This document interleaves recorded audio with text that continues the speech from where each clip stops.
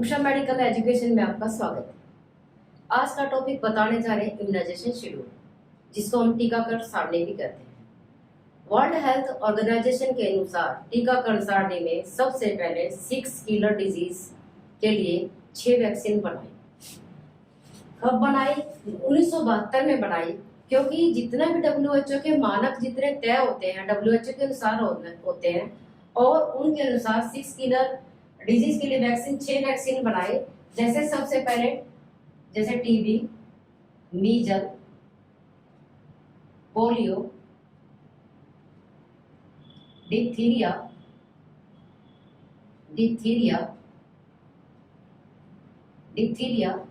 प्रोटोसिस and tetanus. ये 6 killer disease बनाई गई थी। इनके लिए वैक्सीन बनाई गई थी जो 0 से 16 साल तक के बच्चों को तकरीबन दी गई। इंडिया में ये 1978 में लॉन्च हुई, जिसका नाम रखा गया EPI, expanded programme of immunisation. फिर इसको UBI नाम रख दिया गया, यूनिवर्सल प्रोग्राम ऑफ इम्यूनाइजेशन, 1992 में, और इसको CSM के अंतर्गत कर दिया गया। CSM क्या है? चाइल्ड सर्वाइवल सेफ मदरहुड, इसके अंतर्गत कर दिया। और 1997 में ये RCH प्रोग्राम के अंतर्गत इम्यूनाइजेशन शेड्यूल को कर दिया गया। अब हम इम्यूनाइजेशन सारणी के बारे में पढ़ेंगे। सबसे पहले जो प्रेग्नेंट वुमन के बारे में पढ़ेंगे, कितनी एज में, जैसे अर्ली इन द प्रेगनेंसी, यानी जब पता लग जाए, कंफर्मेशन हो चुके, प्रेगनेंसी हो चुकी, तो जितना पॉसिबल हो उसके TT की डोज देंगे। फर्स्ट डोज हम 0.5 ml देंगे और अपर आर्म पे देंगे, क्योंकि आजकल बटक्स में नहीं लगाते, क्योंकि वहाँ स्टैटिक नर्व होती है। तो स्टैटिक नर्व कई बार पोस्टीरियर साइड में लग जाए तो वो डैमेज हो सकती है, तो लेकिन इसलिए हम अपर आर्म में लगाते हैं। आफ्टर 4 वीक, कौन सी TT1 जो दी थी उसके 4 हफ्ते के बाद TT सेकंड लगते हैं, यानी तुरंत 1 महीने बाद हम TT सेकंड डोज लगाएंगे, जो जिसकी डोज 0.5 ml होगी, और वो भी अपर आर्म पे। अपर आर्म का मतलब क्या है? जो हमारा ये शोल्डर है, शोल्डर में ज्वाइंट होता है हमारा, यहाँ से 4 उंगली, ये डेल्टॉइड मसल, D बढ़ जाता है हमारा ऐसे। डेल्टॉइड मसल्स अपर आर्म पे लगाते हैं, क्योंकि यहाँ मसल्स ज्यादा होते हैं और अच्छी तरह से अब्जॉर्ब हो जाती है मेडिसिन। फिर इन्फेंट के लिए एट बर्थ, जैसे बच्चा पैदा होता है तो हम BCG लगाते हैं। BCG कैसे? ड्राई वैक्सीन होती है और लाइव होती है वैक्सीन। और 0.05 ml जैसे बर्थ हुआ बच्चे का, तो हम 0.05 ml बच्चे को हम डोज लगाएंगे। और नॉर्मल सेलाइन से या डाइल्यूएंट, जहाँ से कंपनी से बनता होता है, जहाँ से मैन्युफैक्चर्स होता है, डाइल्यूएंट भी आते हैं इनके साथ साथ, उसी से हम इसको डाइल्यूट करेंगे। और 1 महीने, यदि बच्चे को यहाँ 1 महीने तक वैक्सीन नहीं लग पाए तो 1 साल तक हम लगा सकते हैं, लेकिन 1 महीने के बाद इस बच्चे के BCG की डोज 0.1 ml हो जाएगी। इंट्राडर्मल लगाएंगे। इंट्राडर्मल यानी कि हम 15 डिग्री पे लगाएंगे, लेफ्ट अपर आर्म पे लगाएंगे। क्यों? क्योंकि ये इंटरनेशनल आर्म होती है, यहीं पे देखा जाता है जब हम वैक्सीन को लगाते।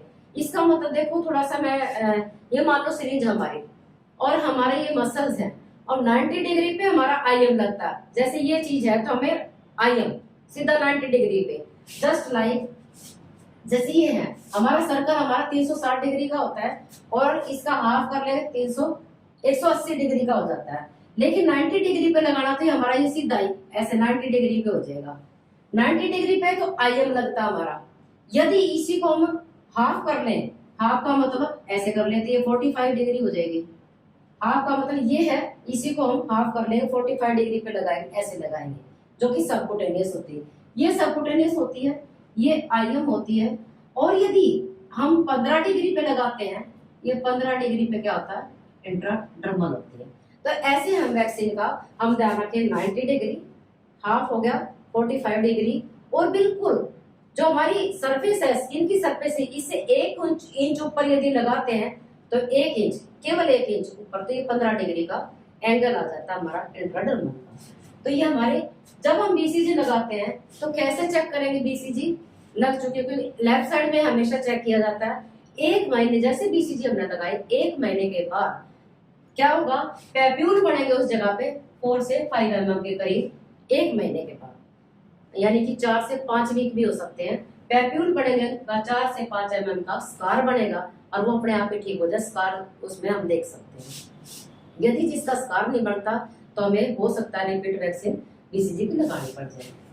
दूसरा होता है हमारा एट बर्थ ही ओपीवी देते हैं 0 डोज, यानी कि कितने 15 दिन तक दे सकते हैं हम। ये कितने ड्रॉप, 2 ड्रॉप होंगे हमारे, 2 ड्रॉप्स, और ओरल देंगे। हेपेटाइटिस बी एट बर्थ पे ही है, हेपेटाइटिस बी 0 डोज देंगे, 24 आवर्स के अंदर दे सकते हैं, और 0.5 ml की डोज होगी। और ये कहाँ लगाएंगे, बच्चों के कूल्हे बड़े छोटे होते हैं, यदि हम पोस्टीरियर साइड में यदि सैटिका नर्व गुजरती है वहां पे यदि लगा देते हैं बड़ी मुश्किल होती है, तो बच्चा पैरालाइसिस हो सकता है। इसलिए एंटेरो, एंटेरो का मतलब सामने, बिल्कुल सामने, मिड थाई, एंटेरो लेटरल यानी थाई है, बिल्कुल ये थाई है, और इसका लेटरल साइड मिड थाई में वहां मसल बहुत ज्यादा होते हैं, तो वहां पे हम ये बच्चों को आईएम लगाएंगे। जितनी भी वैक्सीन बच्चों की होती है आईएम हम एंटेरो लेटरल मिड थाई पे ही लगाएंगे। अब दूसरा आता है हमारा 1.5 महीने, 2.5 महीने और 3.5 महीने, यानी एक महीने के इंटरवल पे पेंटावेलेंट की वैक्सीन लगाएंगे, नंबर 1 की, फिर नंबर 2, नंबर 3 का मतलब 1.5 महीने नंबर 1 लग जाएगी, 2.5 महीने में नंबर 2 लग जाएगी, 3.5 महीने में नंबर 3 लग जाएगी। इसमें 5 वैक्सीन होती है। कौन कौन सी वैक्सीन होती है इसमें? 5, जैसे डीपीटी पहले होती थी, डिप्थीरिया, प्रोटोसिस, टेटनस, 3 तो वैक्सीन है ही है, फिर चौथी है हेपेटाइटिस बी की, 5वीं हिप्स की है। तो 5 वैक्सीन का कॉम्बिनेशन सरकार ने निकाला, क्योंकि 80% बच्चे पहले क्या होते हैं, मतलब काफी सारी बीमारियां जैसे निमोनिया से है, और रोटा वायरस यानी एक ऐसा है जिससे डायरिया होता है, काफी मर जाया करते हैं। सरकार ने क्या सोचा, 20% ही हमारे बच्चे इम्यूनाइजेशन शेड्यूल से बच रहे, क्यों ना हम 100% अचीवमेंट किए करें, तो पेंटावेलेंट और रोटा को स्टार्ट किया, उससे हमारी अचीवमेंट 100% होने लगी। तो 0.5 ml इसका ये डोज होती है, आईएम लगता है, एंटेरो लेटरल मिड थाई, इसमें 5 वैक्सीन होती है। डीपीटी यानी कि 3 हो गए, डिप्थीरिया, प्रोटोसिस, टेटनस, हेपेटाइटिस बी और हिप्स हो गए।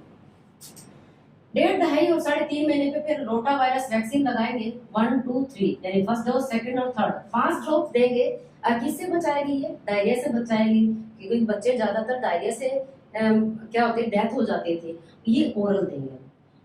तीसरी अब फिर 1.5, 2.5 और 3.5 महीने पे ओपीवी फर्स्ट, सेकंड और थर्ड देंगे, 2 ड्रॉप्स देंगे, ओरल देंगे। अब यहाँ पे 2.5 महीने का कट कर देंगे, 1.5 और 3.5 महीने पे देंगे कौन सी? IPV, inactivated polio vaccine. First number की देंगे 0.1 ml देंगे इंट्राडर्मल, जैसे मैंने पहले बताया, लेकिन कहाँ देंगे? राइट अपर आर्म पे देंगे, लेफ्ट में नहीं देंगे, राइट अपर आर्म पे देंगे। दूसरे हमारे 1.5 से 3.5 महीने यानी 2.5 महीने में ये 2 वैक्सीन नहीं देते, आईपीवी और पीसीवी। पीसीवी में निमोकोकल है, कंजुगेट वैक्सीन होती है, फर्स्ट वैक्सीन देंगे 0.5 ml है, आईएम देंगे एंटेरो लेटरल मिड थाई पे। जितनी भी वैक्सीन है तकरीबन हमारी 0.5 ml है, एक केवल हमारी बीसीजी को छोड़कर, एक आईपीवी को छोड़कर, नहीं तो सारी जितनी वैक्सीन होती है हमारे 0.5 ml पे दी जाती है, यानी ½ ml पे दी जाती है। अब 9 मंथ कंप्लीट जब हो जाते हैं तो हम एमआर, मीजल और रूबेला की फर्स्ट वैक्सीन देते हैं, 0.5 ml देते हैं, और सबकुटेनियस राइट अपर आर्म पे देंगे। पहले आईपीवी आई और अब आई हमारी राइट अपर आर्म पे कौन सी? MR.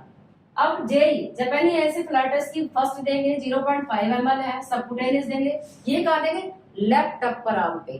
3 vaccine left upper arm पे दी जाती है। कौन कौन सी लेफ्ट अपर आर्म पे जो देंगे? लेफ्ट अपर आर्म पे सबसे पहले तो बीसीजी हो जाती है, दूसरी हो जाती है जेई की हो जाती है हमारी, और तीसरी हमारी हो जाती है कोविड की। कोविड-19 वाली जो हमारी वैक्सीन देते हैं, ये 3 वैक्सीन हमारी लेफ्ट अपर आर्म की हैं। और जब सबकुटेनियस जैसे माता को टीटी देते हैं और आईपीवी देते हैं, एमआर देते हैं, ये हमारी 3 वैक्सीन है, 3 की 4 है, यह वैक्सीन हमारी राइट अपर आर्म पे लगती है। तो विटामिन जेई की लगा दी। विटामिन ए, विटामिन स्टार्टिंग में 1 ml देते हैं, क्योंकि जैसे ही हमारी मैन्युफैक्चरर्स जहाँ से होती है वहां पे एक स्पून आती है, उसमें एक निशान होता है जो कि 1 ml अंदर का निशान होता है, पूरी भर देते हैं स्पून को तो 2 ml होता है। तो हम 1 ml या 1 ml में 1 लाख इंटरनेशनल यूनिट होते हैं। तो हम स्टार्टिंग के जो फर्स्ट वैक्सीन देंगे विटामिन ए की ओरल देंगे, 1 ml देंगे, और हर 6 महीने बाद एवरी 6 मंथ से 5 ईयर तक, कहाँ तक? 5 ईयर तक कितनी देंगे? 9 डोज, यानी 9 मंथ से स्टार्ट हुई थी और 9 डोज हम विटामिन ए की देंगे 5 साल तक। तो ये हमारा विटामिन ए का हर 6 महीने के बाद लगातार चलता रहेगा और 5 साल तक चलेगा, 9 डोज हो जाएगी। अब सेकेंड डोज हमारी पीसीवी की निमोकोकल कंजुगेट वैक्सीन है हमारी, ये हमारी 0.5 ml होती है और IM एंटेरोलेटरल मिडथाई देंगे, ये सेकेंड डोज होगी हमारी। अब हम चिल्ड्रंस के लिए चलेंगे। चिल्ड्रंस में क्या होता है, 16 से 24 महीने तक, 16 से 24 महीने में जैसे हमारी यहाँ पे थी, ये सारी वैक्सीन थी हमारी सेम एज इट इज 16 से 24 महीने में चलेगी। MR2 J2 जैसे यहाँ 1 थी तो यहाँ 2 चलेगी, विटामिन ए 2। तो ऐसे लगातार हमें 16 से 24 महीने तक चलेगी। 2 ऐड होंगी उसमें, DPT फर्स्ट बूस्टर डोज और OPV बूस्टर डोज, मतलब ये बूस्टर डोज चलेगी। DPT 0.5 ml होगी और IM होगी और OPV हमारी ओरल होगी।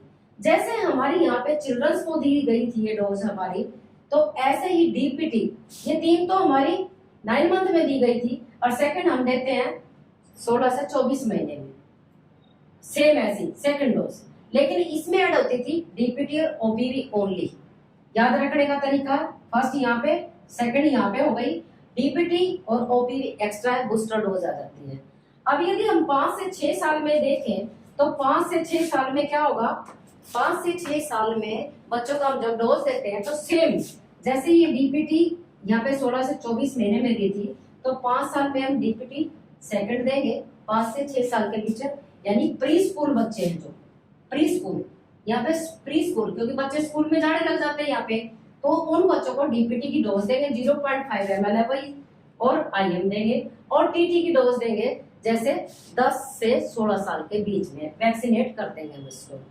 और जितनी भी वैक्सीन है हमारी +2 से +8 डिग्री सेंटीग्रेड के टेम्परेचर पर रखेंगे, जैसे मैन्युफैक्चर जहां से हुई है वहां से लेके और जहां तक मरीज या यानी कि जो भी बच्चा है, व्यक्ति है, उसको जहां तक वैक्सीन लगती है वहां तक उसका टेम्परेचर मेंटेन करके रखें ताकि उसकी पोटेंसी लूज ना हो। उसको हम कोल्ड चेन कहें, कोल्ड चेन में रखना बहुत जरूरी है। इसके काफी साधन होते हैं। यदि हमारी थोड़ी सी मतलब इसकी डोज क्या होती है, पोटेंसी यानी 4 घंटे 6 घंटे होते हैं, या वार्म एंड काफी सारी हमारे क्या हीट सेंसिटिव है, काफी वैक्सीन हमारे कुछ काफी कोल्ड सेंसिटिव है, तो इसी हमें टेम्परेचर को मेंटेन करना बहुत जरूरी है। जैसे पोलियो की वैक्सीन है -15 से -20 डिग्री पर हम रखते हैं, लेकिन और वैक्सीन हमारी +2 से 8 डिग्री तक रखते हैं। ये हमारा इम्यूनाइजेशन शेड्यूल है और इसको मेंटेन करना ये नेशनल लेवल पे होता है। जैसे आजकल नेशनल लेवल के हिसाब से यदि पल्स पोलियो को देखा जाए तो पोलियो को हमने इरेडिकेट कर दिया है WHO के अनुसार। हमारे उसमें देश में या वर्ल्ड में पोलियो आजकल इरेडिकेट हो चुका है। नमस्कार।